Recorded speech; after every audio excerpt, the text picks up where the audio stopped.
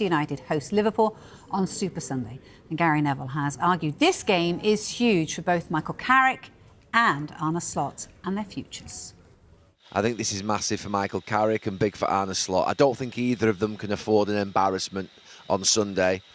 A win for either would be very big. It would give them both confidence. If Arne Slot was to come here and win, it would be big for him.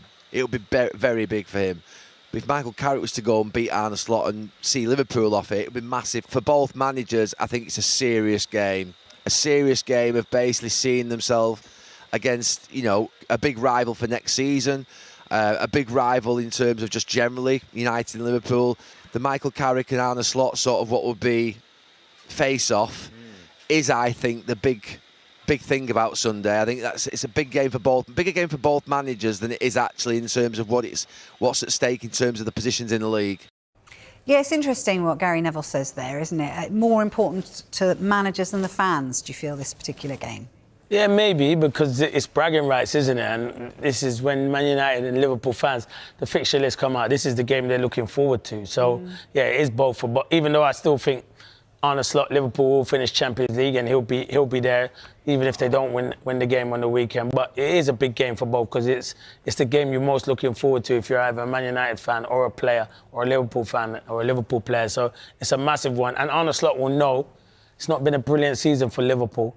Get the fans. I'm not saying we'll get them totally back on side, but it will help him, you know, if you can beat one of your rivals in Man United. As for Michael Carrick, he's done a brilliant job anyway. We spoke about him earlier, but yeah, if he could beat Liverpool, fans will love him even more. So yeah, it's a big game for both managers. Yeah, to sort of cement their positions. Exactly. You mentioned Arne Slot there because it is mixed a little bit in that fan base for him at the moment. You know, some people are Arne Slot in, some people want Arne Slot out.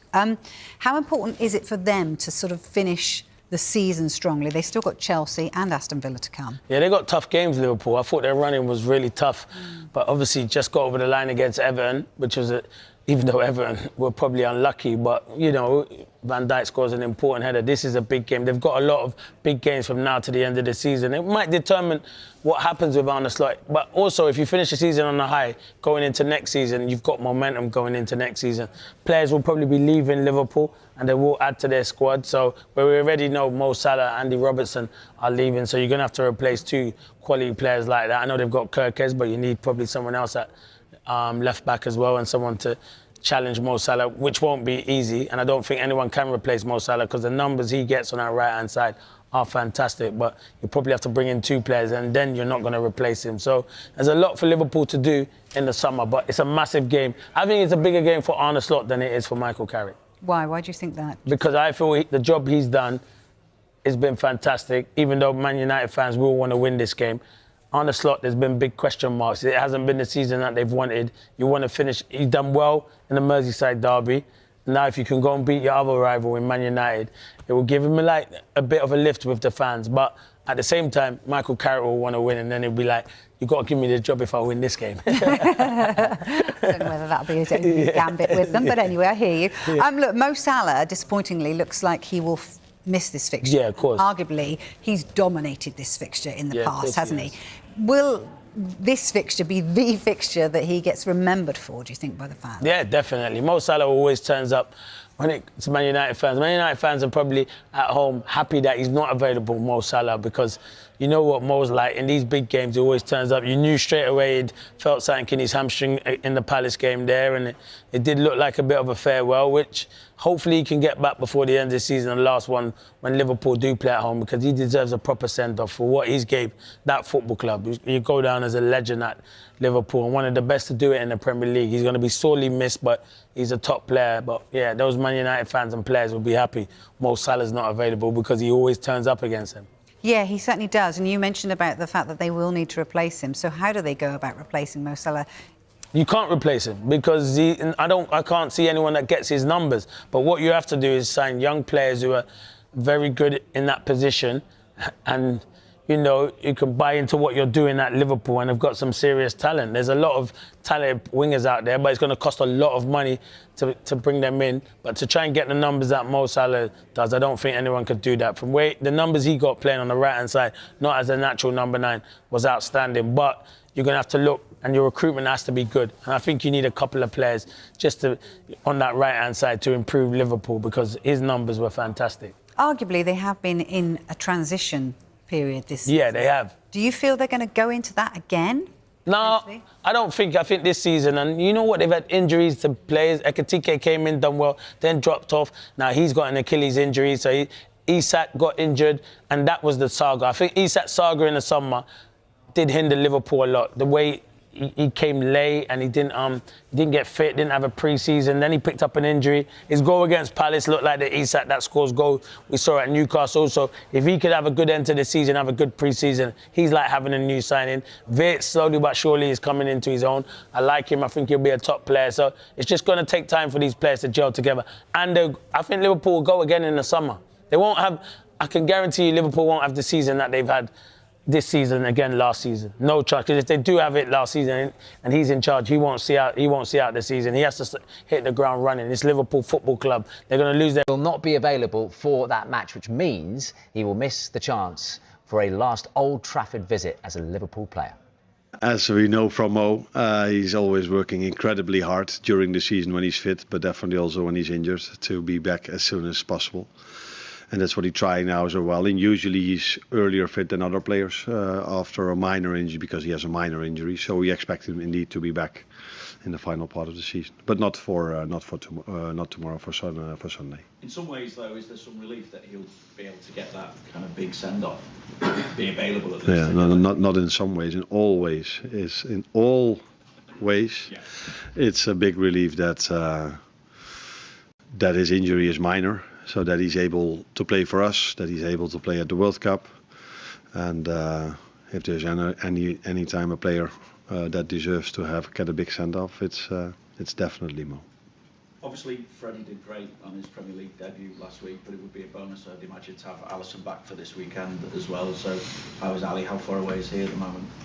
No, for us it's a bonus, every player that comes back, because now if you add Mo to the injury list, it's getting longer and longer, but that's been throughout the whole season. So Ali hasn't trained with us yet, very close to train with us. So I have to hear today from the medical staff if he's able to train today, or either tomorrow or otherwise start of next week. So he's very close. But we are, of course, also we don't want to take any risk, because that's never what you do with a player, and that's also not what we do now. If he hasn't trained yet, though, it would be a big ask, I'd imagine, to come straight back in, even a keeper of Ali's quality. Yeah, I think there's a difference between a goalkeeper and a player. If a player hasn't trained for a few weeks, then players need to run much more than goalkeepers do. So I don't think the issue with a player is when he's out for 4 or 5 weeks that he forgot to know how to play football. It's usually that the fitness levels are not at the levels to play at this intensity that the Premier League is asking. So there's a difference between a goalkeeper and the outfield player. And Liverpool fan Connor Ray. Good morning to both of you two guys. Look, both Manchester United and Liverpool pretty much guaranteed Champions League football, but the winner will be third on Sunday night. Does it matter, James, who finishes higher this season between you two? OK, so let's forget Premier League, let's forget positions, let's forget third place, let's forget Champions League, new managers, old managers, interim managers, systems, philosophies, none of that matters. It's all about beating Liverpool this weekend. That's what the fans want to see, and hopefully at 5:30 on Sunday, that's what's going to happen. Connor, come on. Where you are now, Liverpool, where the season has panned out, to finish third would be a scalp. This is Manchester United, your bitter rivals. Yeah, it's James has said forget about the league, and right he may, because if Liverpool do manage to finish third ahead of United this season, it'll be absolutely hilarious. Let's be honest. The season we've had, the season we've had, and the way we played this season, to finish third full stop would be a robbery. But to do it ahead of United, to be even funnier. And just to be clear as well, this is pretty much the derby of the season, isn't it? Liverpool against Man United. It's not Man City, is it? Absolutely, this is the fixture you look out for, mate. Yeah. This is the biggest game in the Premier League. We got someone over here that's upset. Don't bring me into it. Look, on this game, James, in particular, I want to sort of bring your attention towards Michael Carrick. So United won this fixture, didn't they, under Ruben Amorim earlier in the season, which we should remind everyone about.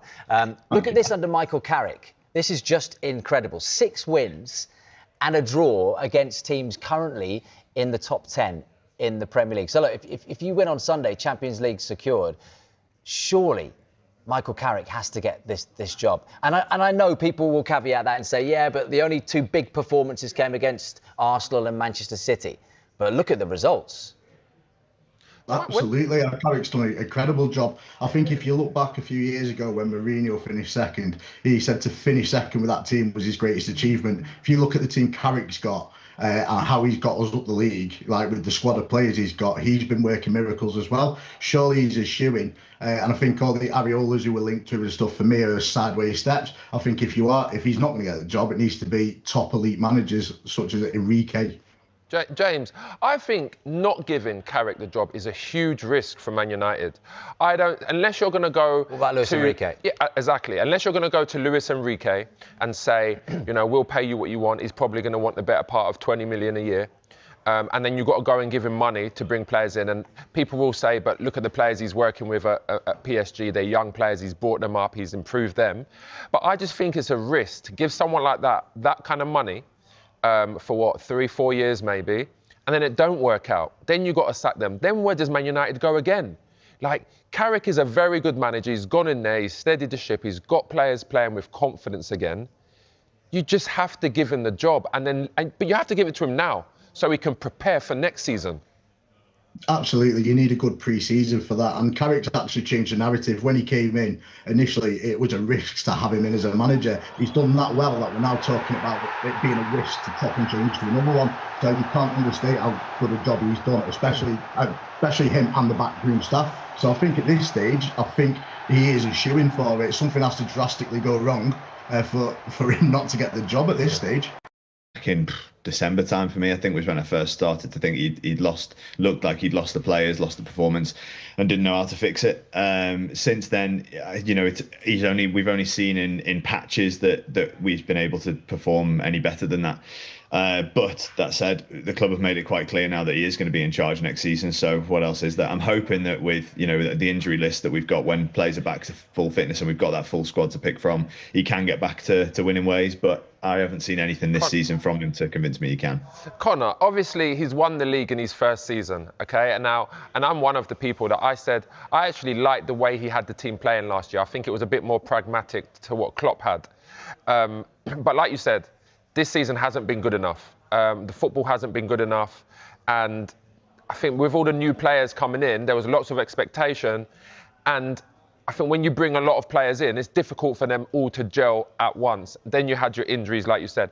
I think he deserves the opportunity to carry on into being the manager next season. But I agree. No, I have changed my tune. I have changed my tune. Of course you do. But I think that he will have until the January transfer window. If he is not in the conversation up there competing for the title, he's gonna go as well again. But I think that he deserves an opportunity to keep his job after what he did last season. Do you know what, Jay, is? I got asked the other week about the ownership sticking with him and whether it was a brave decision, the right decision, and what I thought of the owner's decision to stick with him. And I've got to be honest, I think in a kind of an era of ownership, kind of giving managers the boot at the first signs of trouble, I do have a lot of respect for them sticking with him. And you are right, he has won a league, so he probably does Connor. more time. Yeah, look at Arteta. He was at 8th, 5th. Like, and Arsenal, obviously, Arsenal gave him that time. He's taken it, and he's got Arsenal to where they are now. If he doesn't get it over the line this season, though, obviously there's another conversation. Look, guys, we haven't got long left, and I want to stir the pot fan club style here. So, look, if Carrick and Slot are the head coaches / managers of Manchester United and Liverpool next season, who's got the better chance of challenging for the title, James? Absolutely. With the players, with these current players, though. Yeah, but these current players, absolutely, Carrick. We've got younger players who are more exciting, more dynamic. Liverpool on the way out. They're losing the talisman Salah. Van Dijk's going to have a Zimmer frame in a season or two's time. I think literally Liverpool are on the decline. James, the disrespect you're showing. This is what we want, James. Come on, pull that pin out of the grenade. What's your response to that, Connor? I think James has got to wait and see. Once we've got the full squad available, then it's going to be a very different story. Fortunately for him, if they have to stick with Carrick, they're going to get Ole Gunnar Solskjaer the second. So it's 10, 15 games into next season. We'll see if he still wants him to be the manager. I'm going with Man United. I think Man United will finish high next year. You think the higher, Jay? All right, well, let's phrase it this way. So, the next team to win the Premier League title will be who? Not just challenge next season. It's been 13 years for you, James. The next team that will win the Premier League will be from Manchester. No. Out of you two. I'm not talking about City. Out of you two. Who's the next one out of Liverpool and United to win it? So you're saying it could be City? I'd agree with that, yeah. That word didn't come out of my mouth. I said it'd be from Manchester. I think out of the team, I think at the moment, if you had to base it on this season and the current managers, you've got to say United are the ones who are stronger contenders to win the league. Come on, Connor. Quick response before we go.